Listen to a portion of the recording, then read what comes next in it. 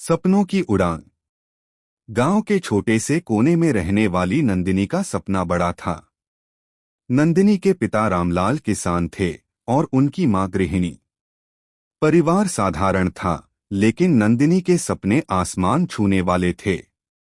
वह पायलट बनना चाहती थी।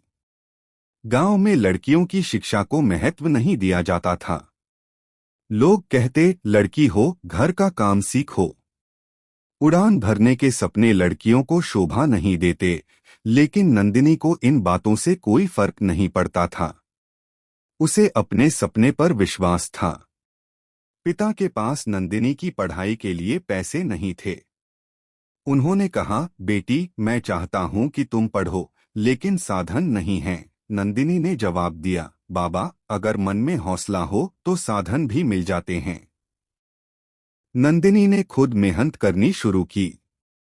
सुबह वह स्कूल जाती, दोपहर में खेतों में काम करती और रात को पढ़ाई करती। गांव में एक सरकारी पुस्तकालय था, जहां वह किताबें पढ़ने जाती।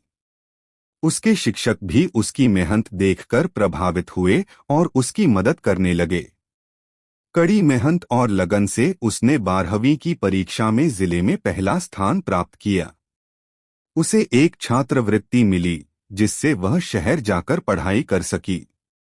शहर में नंदिनी ने न केवल पढ़ाई की, बल्कि छोटे मोटे काम करके अपने खर्च भी निकाले। कई सालों की मेहनत और संघर्ष के बाद नंदिनी ने पायलट की ट्रेनिंग पूरी की। जब वह पहली बार विमान उड़ाने के लिए तैयार हुई, तो उसकी आंखों में आंसू थे। वह दिन भी आया जब नंदिनी अपने माता पिता को विमान में बिठाकर आसमान में ले गई। रामलाल ने आसमान से नीचे देखते हुए कहा, आज मेरी बेटी ने साबित कर दिया कि सपने सच होते हैं, बस हौसला और मेहनत चाहिए। उस दिन गांव वालों को समझ आया कि लड़कियां सिर्फ परिवार का नाम नहीं, बल्कि पूरे देश का नाम रोशन कर सकती हैं। सीख, कोई भी सपना बड़ा नहीं होता, बस उसे पूरा करने के लिए मेहनत और आत्मविश्वास होना चाहिए।